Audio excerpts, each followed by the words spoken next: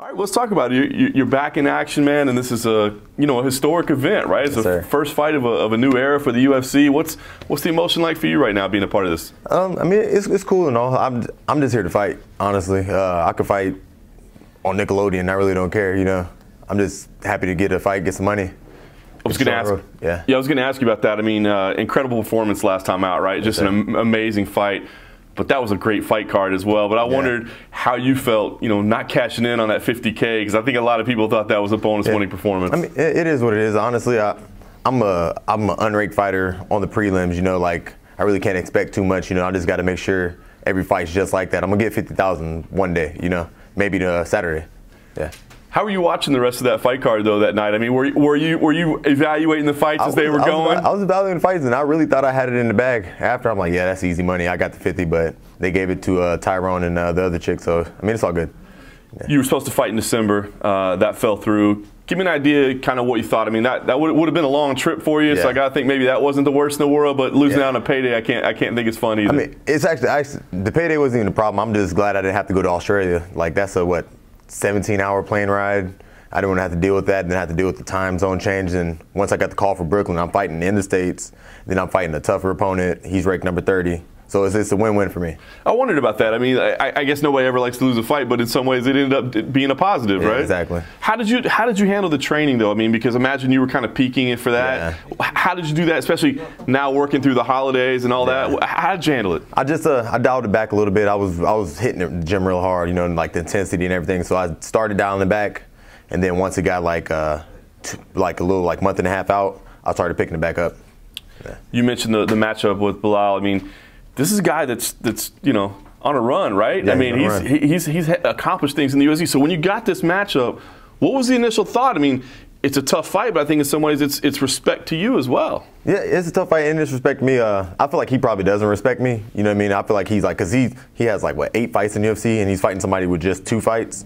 So he's probably like, oh, they're giving me blah, blah, blah. But I mean, I love the fight, you know what I mean? Now this is a fight that is going to prove to me that I belong here, you know what I mean? I'm in the UFC, but that doesn't mean you are a UFC fighter. You have to win to call yourself a UFC fighter. Well, I was going to ask, is it intimidating at all? I mean, what I'm saying, like, normally guys get a little chance to get their feet wet, and they'll fight some other newcomers, and they'll fight some maybe guys off the Ultimate Fighter. I mean, you're getting thrown into the deep end pretty quick. Is that intimidating at all? No, I love the competition. I really want to see where I'm at as a fighter.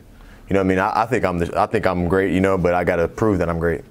Talk about how you guys match up stylistically. I mean, what do you think about the way the fight actually plays out? Stylistically, he's good everywhere. I feel like he has no glaring weaknesses. Like he's good at wrestling, he's good striking. His cardio is awesome. His main strength is that he doesn't quit. Like he outworks his opponents. And this camp, I just been working on my cardio, making sure that that's not going to be a problem because I'm used to getting fights over in the first round, the second round. But now I trained for a 3-round fight this time. What lessons did you specifically take out of that last fight? Because it was a great performance. I mean, I got to think you were pretty pleased with it overall? Overall, I was just pleased I got the finish, but I watched that fight over and over, and I was looking at little tendencies I was doing. I was kind of repeating the same same strike just because he wasn't moving. Like, I didn't have to change anything up, but I kind of showed a lot of my bad tendencies, dropping hands and just little things. But I worked on them, I fixed them, added some new things to bring to the table, so. Good night. Are you critical of yourself like that? Because I think most people would look at that and say, pretty damn impressive. I'm really critical. Like, watching it the first time, all praise, like, that was great, that was great. Then I watch it again and again, and I'm like, I really don't like this fight that much. Wow.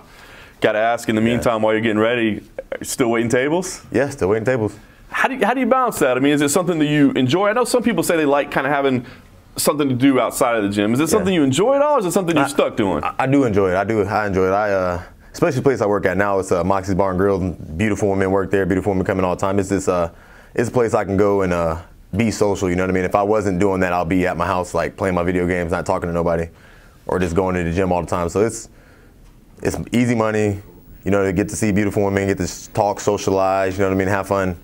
So it's good. I like it. Is this something you envision yourself doing? I mean, if this thing keeps going the way you want it to go, I mean, would you balance it out?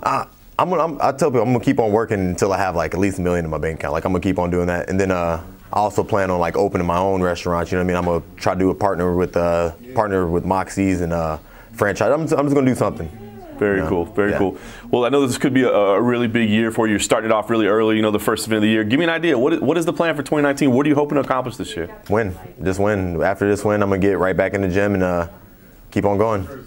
Nice. Yeah. Well, it starts on Saturday. It could be a big step in the right direction.